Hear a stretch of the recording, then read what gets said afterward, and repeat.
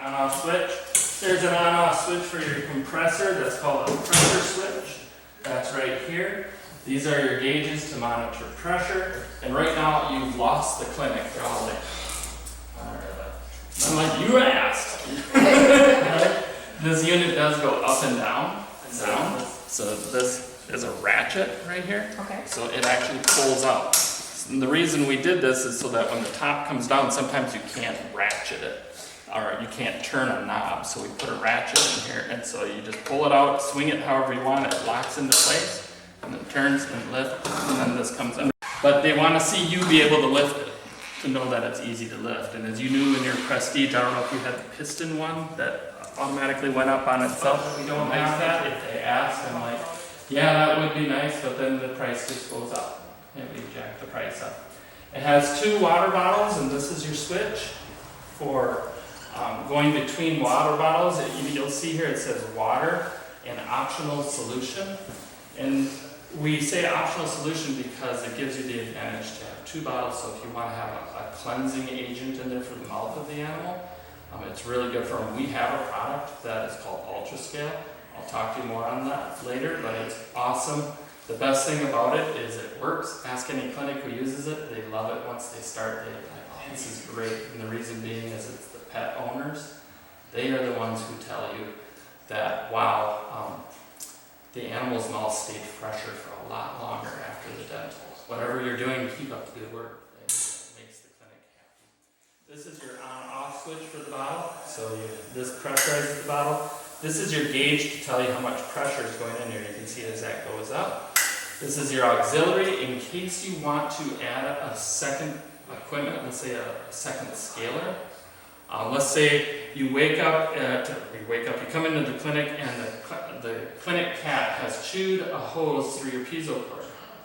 If you have a second piezo unit, you can plug that in, it pulls water from here, and you can at least scale that day, and then you can polish, and away you go. And this here is, we were in the infection control before infection control was cool.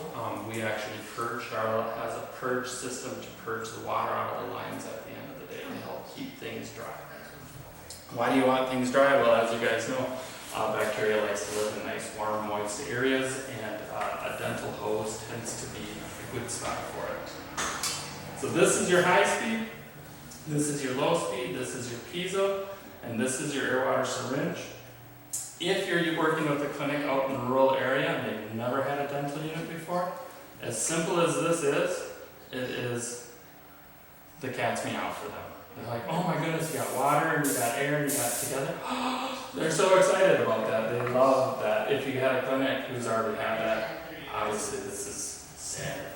Our high-speed drill, it's an expensive drill, and I tell them it's an expensive drill. It swivels, it has its own LED light, it's very powerful, and so what you use this for sectioning, it's going to be just like butter cutting through those teeth. Our low speed is a polisher that you've always used before. This is inexpensive. And the reason being, these 2 handpieces right here on this model, this handpiece and this handpiece, when this was designed and developed, the thought process was what gets used the most, and it's these 2. And they get used the most, meaning they're going to get damaged, they're going to get dropped, they're going to get abused and neglected and all of that. So this handpiece, not that expensive, this handpiece, not that expensive, and we can actually repair this handpiece in some cases. So, and it's just a Profi handpiece just like you normally use. You turn it, pop that off, turn that back on, and it locks into place. If they've never used, I'm going to start using some terminology here, and by the way, there's supposed to be lettering. This was a reject unit, so we're just using it for this purpose. If they've never heard the term piezo before, and you start using that term, it's just going to be in their head. Did she say P? Did she say piezo? Is she French? What is this piezo term? You got to explain your terms. If you're not explaining the vernacular you're using, they don't trust you. And it's all about trust. And so, and don't assume they don't know. Just assume they know, but just like I'm going to explain to you guys. So Piezo, we use Piezo technology. If you've never heard of Piezo technology, I'll give you a little bit of background on it. Piezo technology was developed second in line of the development of ultrasonic scaling. Ultrasonic scaling, things vibrating at 3200 kilohertz, and it's that vibration that actually cavitates the calculus off of the tooth. So just getting that vibration near the tooth pops that off. So cavitation is an actual term of erupting hard things off of other things. The first development of it was by a company called Dentsply, and they developed this thing called magneto-restrictive ultrasonics, which is iron plates on top of each other, apply electricity, and you get a wobble. And that wobbling is about 2,500 kilohertz per second, and then it wobbles like a figure eight. And that was the first invention. AHA recommends Piezo. Why?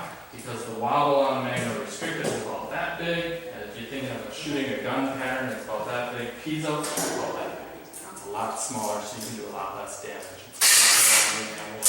It's too. So we have always just gone with Piezo. It's the standard in the dental industry, recommended by AHA. And so these different tips that we have, one thing that's cool about these tips is the bend on it, and the water comes up to the tooth. That water, if it's not hitting the tooth or hitting where it needs to hit, it's not cooling. And so if the water is too low, or if it's not hitting where it needs to hit, you can do damage. And so you can go subject ahead with this for tech support for diagnosing quickly. So some of the features on here, you might be, what's that for? That's just for us technicians, so that when you call over the phone and there's an issue, we can check this, and then we can maybe make a diagnosis quick before we have to ask you to dig in. As you can see, it has storage in here, and as you can see, it has all of these wonderful things that us technicians love, because you can avoid having to pick up the phone and call if you go through your checkoff list here if something's not working. So you got your Piezo handpiece, what to do, what not to do, high speed, do not always do these things, where to lubricate it, and how to take care of the burr going in and out, and then the low speed, how to put that angle in there, and then there is a little ring down here that gives a forward and reverse feature that I'll talk to you later on, but for the most part, just keep it either in forward or reverse. You don't have to go any further. And then what to do at the end of the day. Right here is your tech support number. This is where you call. And we actually had one rep who put the tech support number right on the unit, big letters, so that they called. We weren't afraid to call them, that we showed them with confidence. We don't mind getting calls. We're here. There's going to be a live person to answer the phone for you. And then at this point, once I've kind of gone through all around and inside out, I stand back. Any questions? And that's how I detailed this particular unit. A lot of times they'll ask, oh, what about the compressor?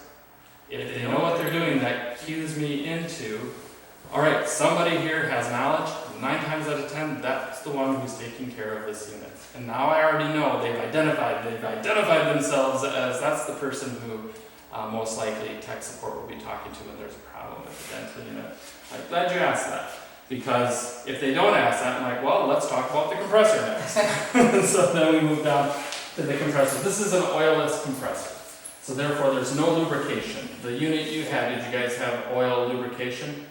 You will sometimes have them tell you about, yes, we had to tip the unit over and then put it back and then fill it back with oil. Oilless, that gets them excited. They don't.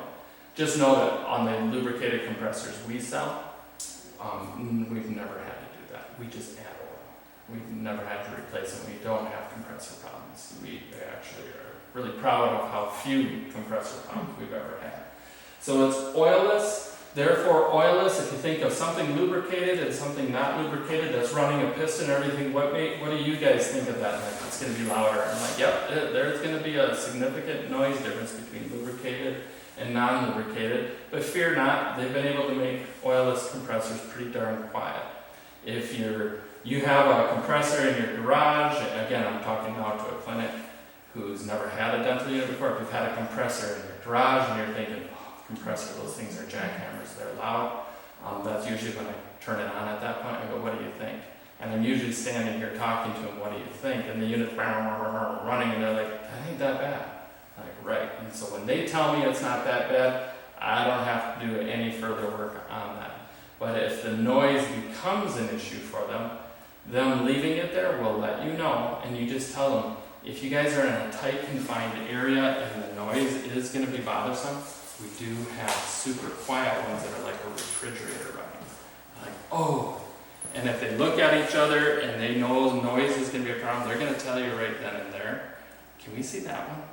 And that's when I pull that one out of my van and bring that in, or I'll just wheel it up, because a lot of times when I do these, I'm detailing all of them. They don't even know what they want. But if I'm working with the rep and they're like, hey, I want you to detail the 54022, which is this unit, I tend to focus there because the rep should know what's going to best serve them. So I lead with whatever I'm told to. These gauges up here are for the tank pressure and then the pressure going into the unit. This is called the regulator pressure. This is your on-off for the pressure switch. This is your filter. This will collect water from time to time. Again, we talk about how to empty that out. This stops airflow going into the unit. This allows airflow going into the unit.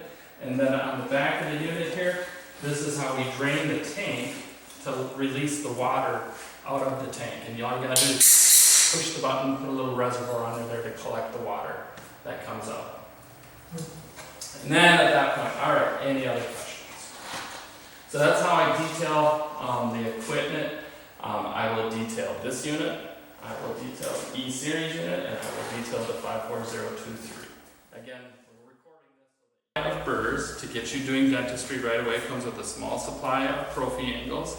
It comes with these tips. One thing that with tips, as they wear out, you want to know at what point it wears out. You just put it up against that guide, and the red line, when it's wore past that, that's time to get it ordered. If you can see the end of your tip before the red line, you are risking that your tip just isn't long enough anymore. So what you want to do is just see, okay, we're getting down to that red line, get another one on order. Each unit comes with the reorder parts and the item numbers. All you have to do is just give them the item number, your distributor who you buy this unit through. One thing, I know this is going to sound like a sales pitch, but we do recommend buy whatever dental unit you're getting, buy the components from that manufacturer. And the reason being is, yes, it's a handpiece. It'll accept all burrs. Yes, it's a Profi handpiece. It's going to accept all Profis. And even other tips might fit on this Piezo. But then we've got more control over the variables. So if there are issues, we don't have to wonder, well, what were they using? It just helps us. And we always like to say, I learned as a kid, dance with the one that brought you. So, you know, buy the parts from the people who you bought the unit from. It is something that we appreciate as well. And I do, at that point, I do ask for that sale. And so I would appreciate it if you guys would just buy our parts. See, it comes with the air water syringe. So a lot of times they see me set up their unit and I put it in. And so they see that. I said, this comes out. It's good to clean that every now and then so that you get this wiped down and clean around here, because a lot of times they'll get Profi paste in the buttons and the buttons get stuck. I do give them tips. I'm like, and if you really want to get into the world of infection control, grab a Ziploc bag, poke a hole through this, and use a barrier to help this, because these buttons, when they get plugged up, it's just dripping or it's shooting constantly. It's a pain in the butt. Some docs take that to the next degree and they're like, oh, we're going to put a Ziploc bag over this one and this one. And some docs, they see that this little handpiece gets pretty slippery as you use it, and they see it on the floor from time to time and they get tired of having to buy new handpieces. Some docs actually make it so that there's like a safety thing on it so that it can't swing all the way to the floor. And you guys will be creative. Nobody's going to tell you what you can and can't do as far as protecting the equipment. But it is nice to know that when you go to do your dental, your unit's working and ready to go.